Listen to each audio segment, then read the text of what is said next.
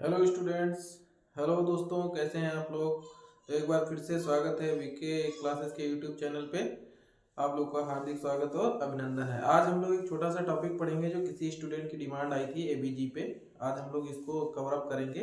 Arterial blood gas इसे बोलते हैं, और क्या क्या इसमें होता है, कौन कौन सी वैल्यूज हम इसमें देखते हैं, वो आज हम लोग देखते हैं। और कहाँ कहाँ से इसके सैंपल को हम लोग ले सकते हैं। जैसे कि मोस्ट कॉमन जो साइट होती है वो रेडियल आर्टरी होती है, उसके बाद ब्रेकियल, फीमोरल, ये सारी साइट्स होती हैं। इनकी एनाटॉमी और फिजियोलॉजी के बारे में हम लोग थोड़ा थोड़ा देखेंगे। तो इसमें देखते हैं पहले, सबसे पहले पीएच क्या होता है।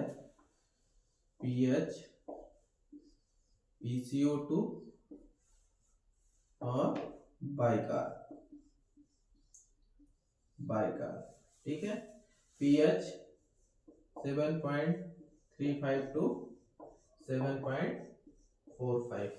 उसके बाद PCO2 35 टू 45 और HCO3 22 टू 27। ठीक है। अब पीएच अगर हमारा ये एक नॉर्मल रेंज हो गई, ठीक है। अगर इस तरफ आया मतलब कम हुआ तो ये क्या हो जाएगा, एसिडोसिस। 7.45 से ऊपर गया तो एल्केलोसिस। ठीक है। नॉर्मल रेंज 7.35 टू 7.45 होती है। If pH less than 7.35 then it is known as acidosis, and if pH is more than 7.45 is known as alkalosis. ठीक है। ये किसको इंडिकेट करेगा, रेस्पिरेटरी को, और ये मेटाबॉलिक को। ठीक है। अब देखते हैं हम लोग अगला पॉइंट इसके बारे में क्या रहेगा। अगला जो पॉइंट रहेगा वो पीएच किसके बराबर रहेगा और किसके अपोजिट रहेगा। पीएच बराबर रहेगा HCO3 के, और अपोजिट किसके रहेगा, CO2 के। अगर पीएच बढ़ा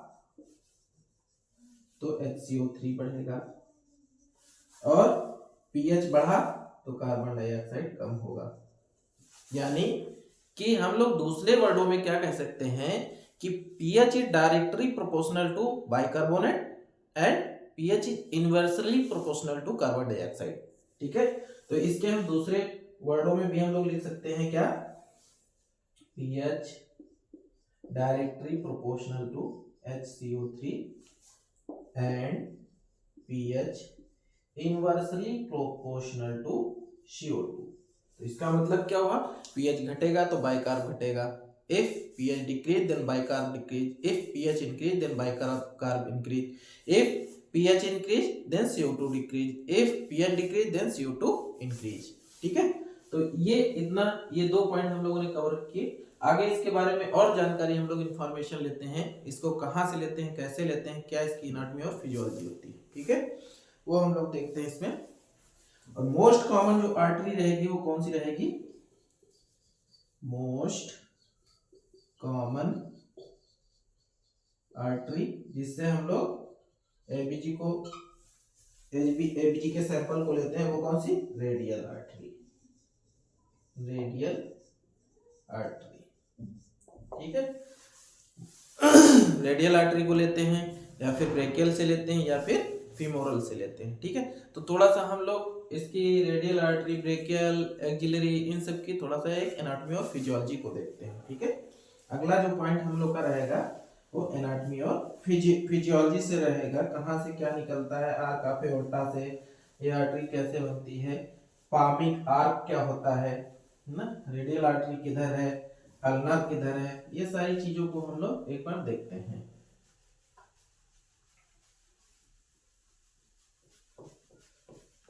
एक हार्ट का डायग्राम बनाने के बाद पूरा स्ट्रक्चर बनाते हैं, और उसकी हेल्प से हम लोग इसको एक बार देखते हैं। ठीक है।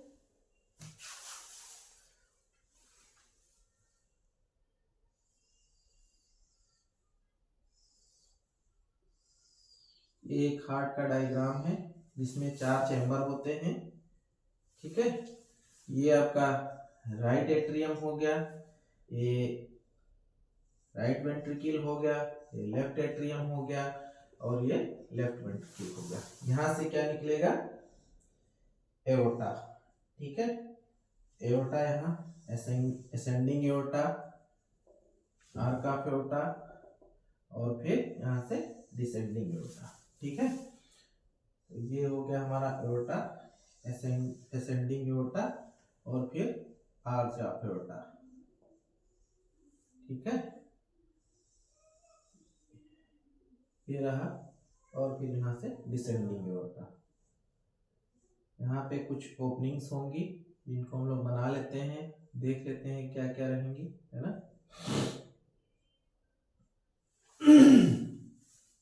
इसे क्या बोलेंगे, लेफ्ट सबक्लेवियन आर्टरी।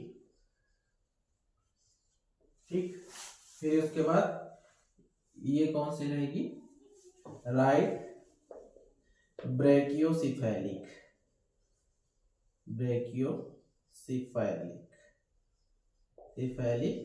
आर्टरी। ठीक है, इसको हम लोग इधर थोड़ा लिख लेते हैं, ये भी लेफ्ट कॉमन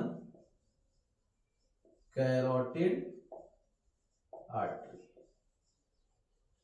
ठीक है, और ये क्या हुआ पूरा, आर्क ऑफ एओर्टा। ठीक है, ये हो गया आपका असेंडिंग एओर्टा, मतलब ऊपर जा रहा है, ऊपर जाता हुआ एओर्टा, असेंडिंग एओर्टा। ठीक है, ये एओर्टा हो गया और ये क्या हुआ आपका डिसेंडिंग, नीचे जाता हुआ डिसेंडिंग एओर्टा। ठीक है, एओर्टा को थोड़ा सा इधर हम लोग लिख देते हैं, नहीं तो ये अभी स्ट्रक्चर बनाएंगे उसमें ये मिटाना पड़ेगा फिर से। ये हो गया आपका एओर्टा। ठीक है, ये एओर्टा हो गया। उसके बाद जो है फिर यहाँ से एक्सिलरी आर्टरी। ठीक है, ये इसको क्या बोलेंगे, एक्सिलरी आर्टरी। ठीक है, और आगे आए फिर ये क्या हो गया आपका, ब्रेकियल आर्टरी,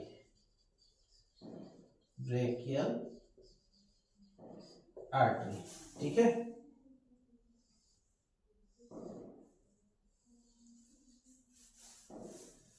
ठीक है, ये आपका इधर क्या हो गया, ये हो गया अल्नर आर्टरी और ये क्या हो गया आपका, इधर ही हम लिख देते हैं रेडियल आर्टरी। ठीक है, अब इसको अगर हम, और ये क्या हो गया, पामिक आर्क हो गया, ये पामिक आर्क। ठीक है, अब इसको अगर हम लोग देखेंगे बाय हैंड बनाते हैं, 2 3 4,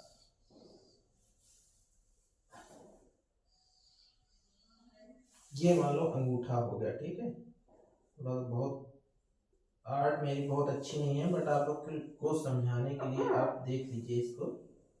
ये उंगलियां हो गई, फिर इधर आए और ये अंगूठा हो गया मान लो। ठीक है, तो अंगूठे की तरफ क्या होगा हमारा, रेडियल आर्टरी, और उधर दूसरी अपोजिट साइड में क्या होगा, ये अंगूठे की तरफ ये कौन सी आर्टरी होगी, रेडियल आर्टरी। ठीक है, और दूसरी अपोजिट साइड में अल्नर आर्टरी। ठीक है, तो एओर्टा यहाँ से निकला, ये असेंडिंग एओर्टा हो गया, ये आर्क ऑफ एओर्टा हो गया, ये आपका left subclavian artery, left common carotid artery, right brachiocephalic, फिर descending aorta, axillary artery, brachial artery और अल्नर और रेडियल। ठीक, अब दूसरी चीज हम लोग जो सैंपलिंग करते हैं वो यहाँ से करते हैं, ये रेडियल आर्टरी। अब ये सैंपल करने से पहले हम लोग एक टेस्ट करते हैं जिसे क्या बोलते हैं हम लोग, एलन टेस्ट करते हैं। कैसे, उसमें अल्नर आर्टरी की हम लोग पेटेंसी को जानने के लिए उसमें क्या करते हैं, जैसे ये हमारा हैंड है, 2 फिंगर लेंगे और दोनों को एक साथ ऐसे प्रेस कर देंगे। ठीक है, प्रेस करने के बाद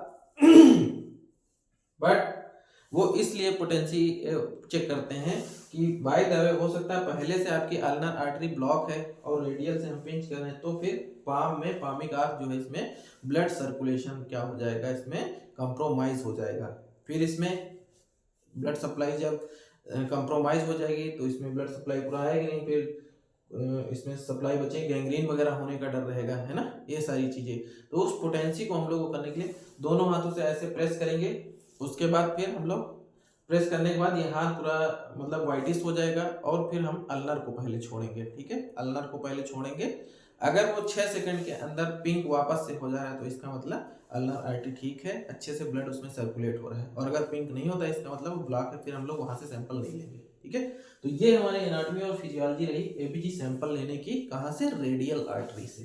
ठीक है, ये हमारी कौन सी रही, रेडियल आर्टरी। ठीक है, यहीं से हम लोग सैंपल लेते हैं। ठीक है, तो ये एनाटॉमी फिजियोलॉजी रही। अब आगे के पॉइंट और हम लोग देखते हैं।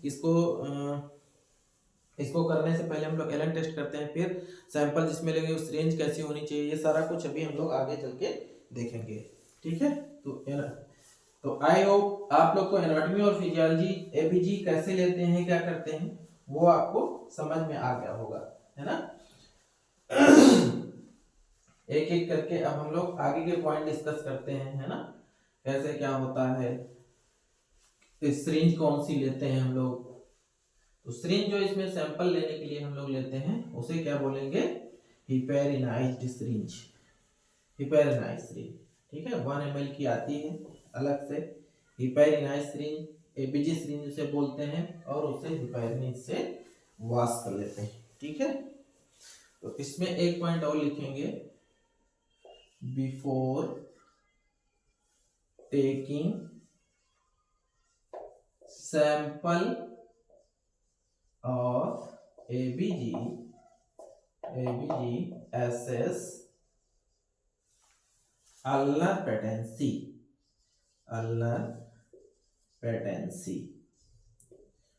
with the help of क्या, एलन टेस्ट, जो कि अभी हम लोगों ने देखा, एलन टेस्ट। ठीक है, फिर उसके बाद क्या इसमें करेंगे हम लोग, दूसरा point, heparinised syringe used during ABG sampling। ठीक है, अब देखिए, जो एंटीकोआगुलेंट होते हैं, ब्लड थिनर होते हैं, वो 3 या 4 तरीके के होते हैं। कौन कौन से होते हैं, जैसे कि एक नंबर पे हमारा क्या आएगा, हिपेरिन। दूसरे नंबर पे क्या आएगा, वारफेरिन।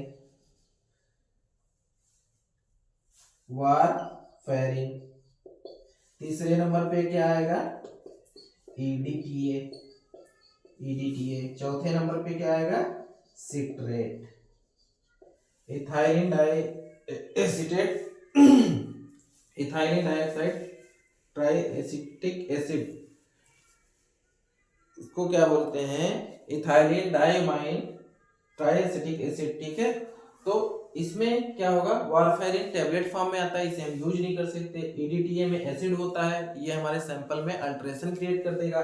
फिर सिट्रेट को भी नहीं यूज कर सकते, तो इसमें यूज क्या फिर करेंगे हम लोग, सिर्फ और सिर्फ हिपेरिन को यूज करेंगे। ठीक है, इसी से सिरिंज को वॉश करते हैं, और इसलिए यूज करते हैं ताकि आर्टीरियल ब्लड है वो क्लॉट ना होने पाए, और वो जो है अनक्लॉटेड रहे, ताकि सैंपलिंग उससे आसानी से हो जाए। ठीक है, इसलिए हम लोग हिपेरिन का यूज करते हैं।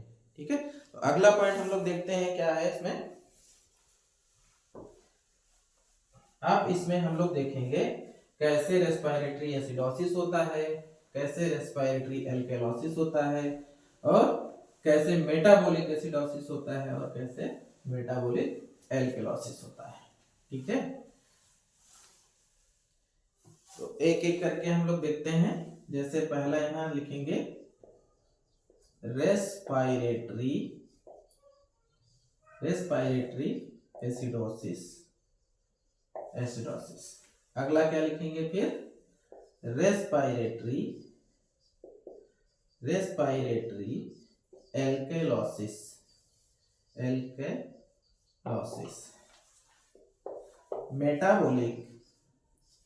मेटाबोलिक एसिडोसिस और मेटाबोलिक एल्केलॉसिस।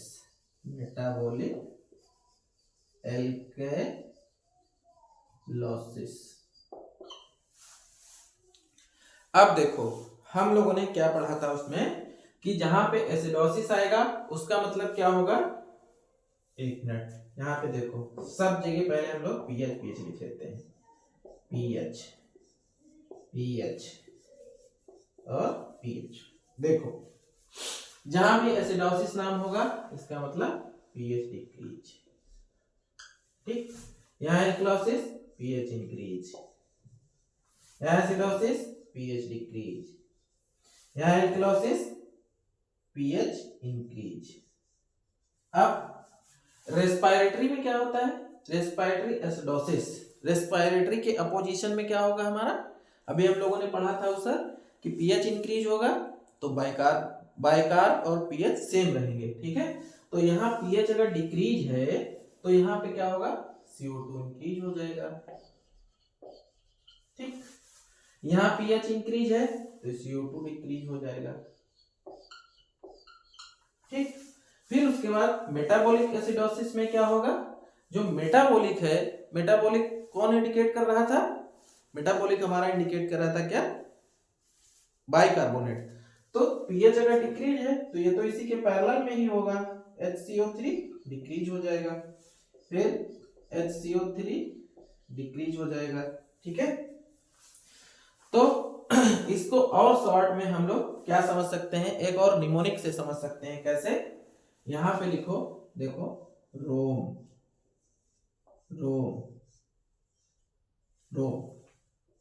रोम से हम लोग इसको समझ सकते हैं कैसे, देखो R फॉर रेस्पिरेटरी जो होगा, पीएच और PCO2 एक दूसरे के कैसे रहेंगे, अपोजिट रहेंगे, एक दूसरे के अपोजिट रहेंगे, रेस्पिरेटरी अपोजिट रहेगा, ठीक है। फिर मेटाबॉलिक क्या है, मेटाबॉलिक एक दूसरे के इक्वल रहेगा, जो कि यहाँ पे हम दोनों इसमें देख रखा है, मेटाबॉलिक एल्कलॉसिस और एसिडोसिस में, रेस्पिरेटरी एसिडोसिस और एल्कलॉसिस में एक दूसरे से पीएच और PCO2 अपोजिट है, ठीक है। तो ये सारा कुछ हम लोगों ने रोम, आप इसको याद रखोगे रोम से तो बहुत आसानी से हमें ये याद रहेगा, ठीक है। रेस्पिरेटरी अपोजिट रहेगा और जो आपका क्या कहते हैं मेटाबॉलिक है वो इक्वल रहेगा। उसके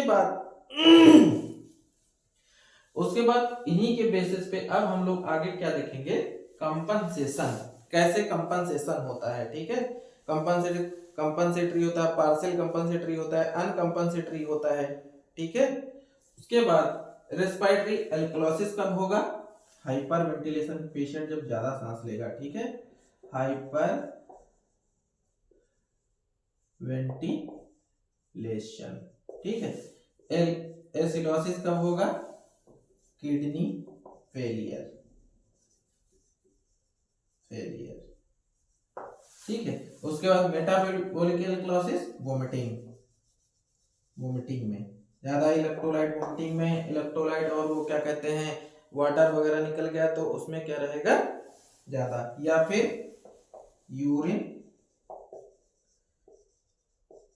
यूरिन का आउटपुट ज्यादा हो रहा है, ठीक है।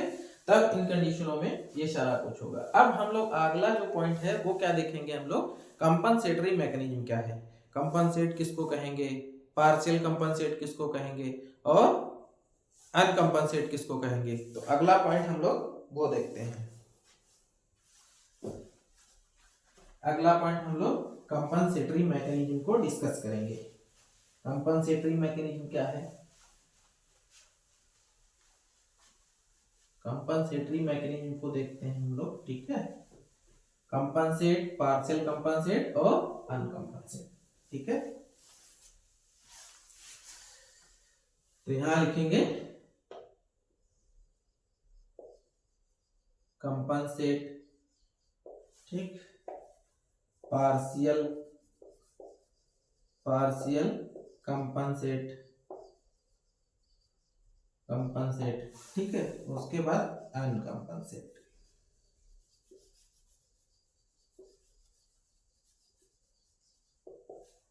कंपनसेट, और यहाँ पे क्या रहेगा, रेस्पिरेटरी, और यहाँ रहेगा मेटाबॉलिक। मेटाबॉलिक, ठीक है। आप देखो कंपनसेट, इसको हम एक एग्जांपल से समझते हैं कि कंपनसेट का मतलब कि कोई बीमारी अगर है या तो पूर्ण रूपेण से ठीक हो गई है, ठीक है, उसे कंपनसेट, या पार्शियल थोड़ा थोड़ा सही हुई है, या फिर बिल्कुल ही ठीक नहीं हुई है, ठीक है। तो यहाँ पे लिख देंगे बीमारी कोई है जो पूर्ण ठीक हो गई है, हो गई, ठीक है। यहाँ पे थोड़ा थोड़ा ठीक हुई है, थोड़ा थोड़ा, और यहाँ पे ठीक ही नहीं हुई, नहीं बिल्कुल ठीक नहीं हुई है ना, बिल्कुल ठीक नहीं हुई, ठीक है।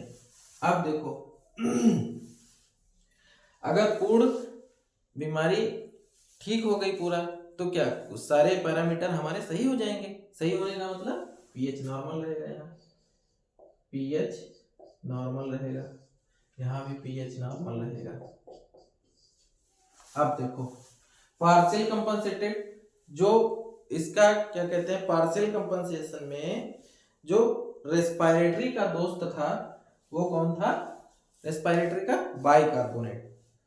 तो अगर रेस्पिरेटरी का मान लो कि मैं बीमार हूं और मेरे दोस्त हैं, तो वो मेरी अगर हेल्प कर रहे हैं तो वो परेशान रहेंगे ना, हम तो बीमार हैं तो कुछ कर ही नहीं सकते।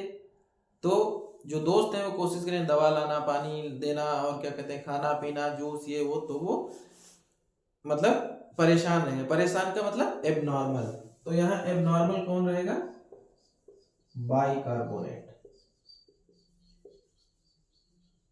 एबनॉर्मल, ठीक, बाइकार्बोनेट एबनॉर्मल रहेगा। और क्या कहते हैं मेटाबॉलिक का कौन सा दोस्त, CO2, यहाँ पे ये एबनॉर्मल रहेगा, एबनॉर्मल, ठीक है। उसके बाद तो दोस्त कोई बीमार है, कोई बीमार है और उसका दोस्त जो है क्या उसके खिदमत में लगा हुआ है, तो वो, और फिर अगर बीमारी बिल्कुल ही ठीक नहीं हुई तो ना दोस्तों से मतलब है और ना किसी से मतलब है। बीमार तो बीमार ही है, वो तो कुछ कर ही नहीं रहे हैं, जब कुछ करेंगे नहीं तो कैसे सही हो जाएगा। दोस्त अगर उसकी सहायता नहीं करेंगे तो कैसे सही हो जाएगा।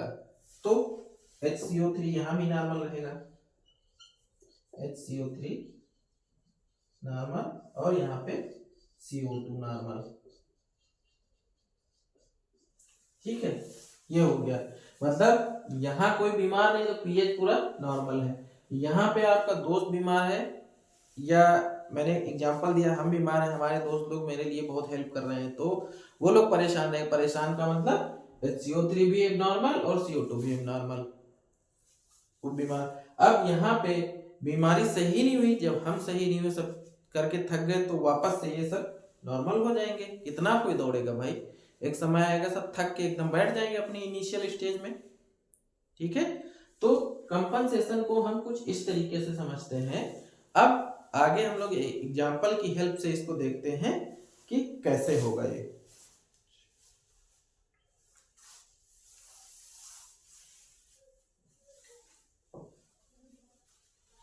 आगे एग्जाम्पल लेते हैं तब उसकी हेल्प से हम लोग देखते हैं।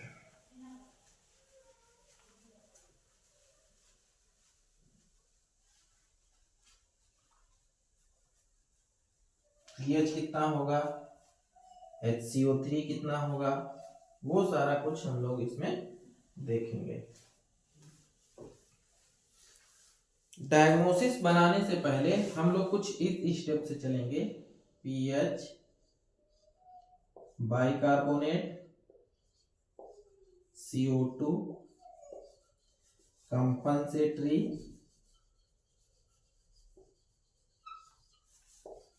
पार्शियल कंपनसेटरी और अनकंपनसेटरी।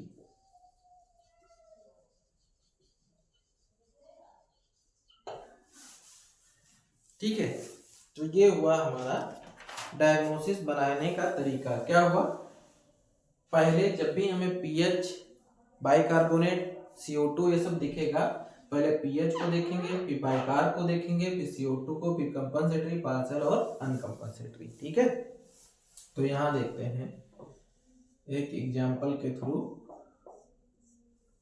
पीएच 7.48, HCO3 36 और PCO2 9। ठीक है, PCO2 9। तो अब pH तो बढ़ा है, pH 7.45 से ऊपर है, तो ये क्या होगा, यहाँ पे हो जाएगा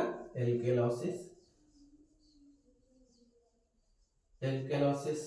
तो pH बढ़ेगा तो फिर और कौन बढ़ेगा भाई, अभी हम लोगों ने पढ़ा था कि pH डायरेक्टली प्रोपोर्शनल किसके है, HCO3 के, और pH इनवर्सली प्रोपोर्शनल है किसके, CO2 के। तो HCO3 pH बढ़ेगा तो HCO3 बढ़ेगा, और HCO3 बढ़ेगा तो pH बढ़ेगा, और pH बढ़ेगा तो CO2 कैसा रहेगा, वो घटेगा। ठीक है, अब इसमें क्या होगा, तो इसमें HCO3 किसको दर्शाएगा, रेस्पिरेटरी को, मेटाबॉलिक को। तो यहाँ पे क्या हुआ, इसे हम लिखेंगे यहाँ पे मेटाबॉलिक। ठीक है, बाइकार मेटाबॉलिक को इंडिकेट करता है। ठीक है, उसके बाद और ये कैसा है, PCO2 9 है, तो ये कैसा हुआ, ये तो बढ़ गया ना, एबनॉर्मल है। और एबनॉर्मल किसमें था, अनकंपनसेटरी में। ठीक है, कि वो थक के हार के बैठ गए, तो ये कैसा चला जाएगा, अनकंपनसेटरी।